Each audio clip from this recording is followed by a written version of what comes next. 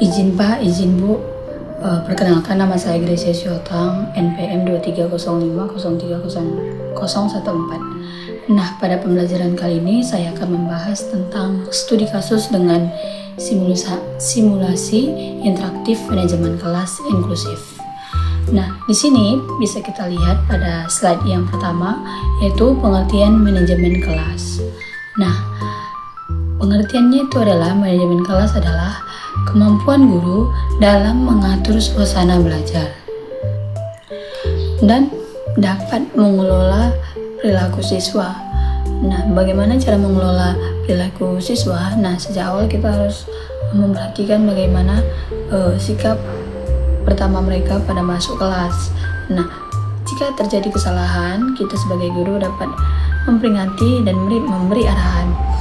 Nah, selanjutnya menyusun strategi pembelajaran agar kegiatan belajar mengajar berjalan secara efektif dan kondusif. Oke, ketika pembelajaran siap dengan materi yang diberikan, haruslah sesuai dengan jadwal yang diberikan atau sesuai dengan roster yang telah dibuat oleh wali kelas. Nah, selanjutnya slide yang ketiga, yaitu apa itu pengertian kelas inklusif. Nah, pengertian kelas inklusif adalah kelas yang menerima semua siswa, termasuk siswa dengan kebutuhan khusus, untuk belajar bersama dalam lingkungan yang sama dengan dukungan yang sesuai.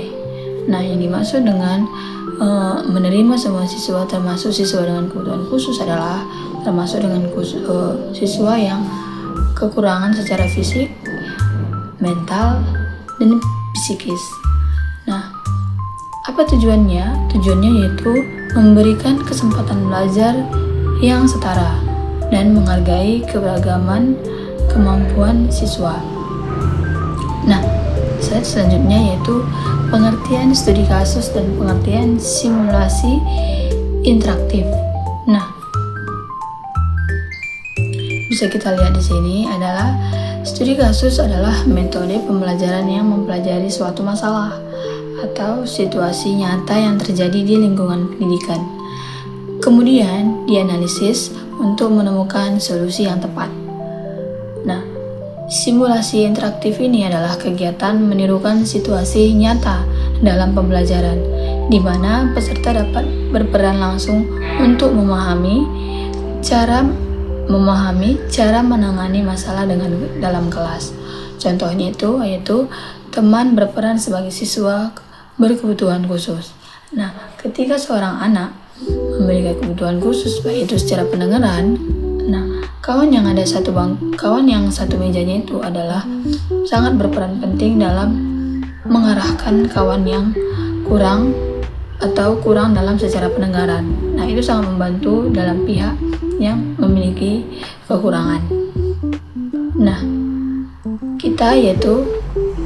kami peran sebagai guru yaitu lebih memberi perhatian khusus kepada siswa yang kekurangan baik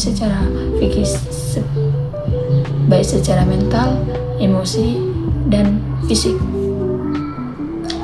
Nah, selanjutnya yaitu contoh situasi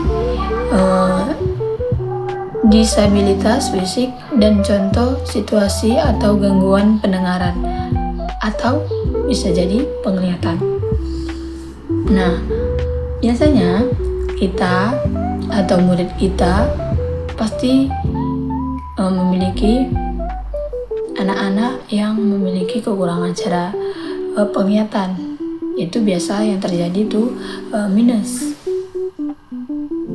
Nah, siswa dengan disabilitas itu kita bahas tentang dengan fisik disabilitas, yaitu mengatur meja dan ruang kelas untuk siswa yang berkursi roda. Setelah itu, menyediakan akses yang mudah bergerak dan menyesuaikan posisi duduk siswa. Nah, untuk siswa dengan gangguan pendengaran atau penglihatan, nah, guru bisa membuat meja siswa yang memiliki kekurangan pendengaran dan penglihatan, yaitu dengan posisi yang paling depan. Nah, setelah itu memberikan instruksi yang jelas dan menggunakan bantuan visual atau tulisan dan menggunakan alat bantu pendengaran. Selanjutnya, contoh situasi secara sosial atau emosional. Nah, siswa biasanya memiliki situasi sosial dan emosional, di mana siswa sedikit-sedikit dia gampang marah, gampang nangis, gampang ya biasa itu orangnya yaitu sensitif. Nah, siswa dengan kebutuhan sosial atau emosional itu mengelola perilaku siswa yang cemas dan membantu siswa kesulitan secara melakukan berinteraksi dan menciptakan suasana kelas yang nyaman. Selanjutnya,